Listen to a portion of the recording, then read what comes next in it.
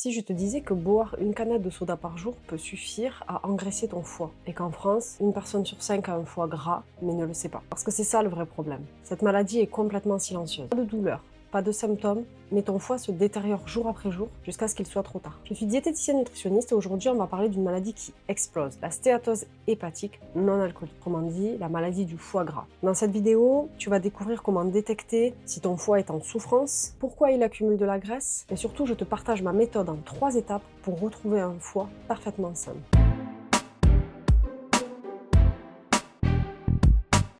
Déjà, laisse-moi te donner quelques chiffres qui vont nous aider un peu à réaliser l'ampleur du problème. En 2019, presque 20% de la population française avait une stéatose hépatique et ce chiffre explose chaque année. Mais qu'est-ce que c'est exactement? C'est quand plus de 5% de ton foie est constitué de graisse. La graisse sature le foie et l'empêche ainsi de fonctionner normalement. Ce qui est vraiment inquiétant, c'est que certains facteurs augmentent drastiquement tes risques d'avoir un foie gras. Si tu es en surpoids, si tu as de la graisse au niveau abdominal, si tu as une glycémie élevée ou un prédiabète, si tu consommes régulièrement des sodas ou des produits ultra transformés, alors ton foie est probablement déjà en train d'accumuler des graisses. En fait, cette maladie elle va évoluer en 2 phases. Il y a une phase qui est réversible, donc c'est la simple accumulation de graisse dans le foie. Donc il n'y a pas nécessairement de symptômes, mais en tout cas, il est possible de revenir à un foie sain. Mais si tu ne fais rien, l'inflammation peut s'installer, c'est ce qu'on appelle la NASH, et là, tu fonces vers des complications beaucoup plus graves. Ce qui est vraiment intéressant, c'est que le foie peut vraiment se régénérer et redevenir complètement sain, mais pour ça, il ne faut pas attendre pour agir. Pendant des années, on a vraiment pensé que l'alcool était l'unique responsable de ces maladies, et c'est faux. Aujourd'hui, on sait qu'il y a d'autres facteurs qui rentrent en ligne de compte, notamment l'alimentation et bien sûr la consommation de fructose. Alors, le fructose, on va le retrouver de façon naturelle dans les fruits, avec des teneurs plus ou moins importantes, mais aussi dans le miel, mais on va surtout le retrouver comme sucre ajouté dans quasiment tous les produits industriels ultra transformés. C'est pas la quantité de fructose qu'il y a dans les fruits qui va poser problème, puisqu'il y a une quantité qui reste correcte, il y a des fibres, les fibres ralentissent l'absorption des sucres, mais c'est plutôt tout le fructose que l'on va venir ajouter. Donc le vrai poison, c'est finalement le fructose industriel. On le retrouve dans les sodas et les boissons sucrées, les jus de fruits industriels, les produits ultra transformés, et souvent sous forme d'une appellation sirop de glucose fructose.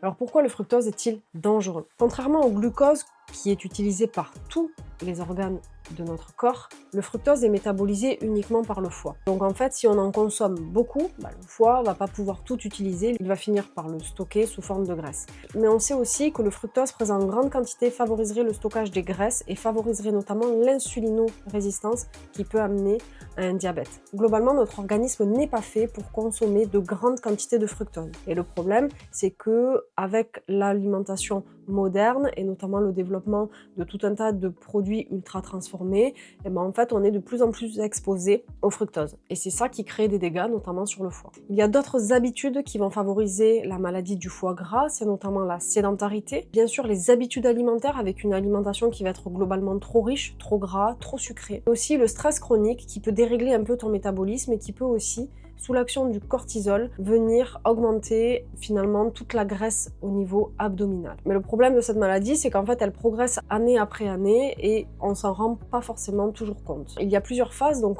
pendant des années tu vas avoir certaines habitudes qui vont, dans un premier temps il va y avoir une accumulation de graisse au niveau de ton foie peut légèrement gonfler mais il fonctionne encore complètement normalement. La deuxième phase, c'est qu'il risque d'y avoir une inflammation avec des cellules hépatiques qui vont commencer à souffrir. Ensuite, on peut développer des fibroses, des cirrhoses, jusqu'à même un cancer du foie. Donc ce qui peut vraiment t'alerter, ça peut être une fatigue inexpliquée, peut-être des douleurs, difficulté à perdre du poids. Mais j'ai quand même une bonne nouvelle pour toi, c'est qu'il y a des choses que l'on peut faire au quotidien pour justement retrouver un foie sain via des habitudes très simples. Donc il y a 3 étapes à mettre en place. Ce qu'on sait, c'est que les études nous montrent que déjà une réduction de 7 à 10% du poids corporel peut complètement inverser la stéatose hépatique. Et dans certains cas, on peut avoir des effets visibles très rapidement, sous quelques semaines. Mais attention, je ne parle pas de régime drastique, je ne parle pas de détox, je ne parle pas de jus de légumes, mais vraiment des étapes concrètes qu'il va falloir que tu mettes en place au quotidien. La première étape, c'est de limiter tous les agresseurs. Donc, stop complètement les sodas, limite drastiquement, voire supprime les jus de fruits industriels, réduit au maximum augmente ta consommation d'aliments ultra transformés et privilégie les recettes maison avec des produits frais. Limite également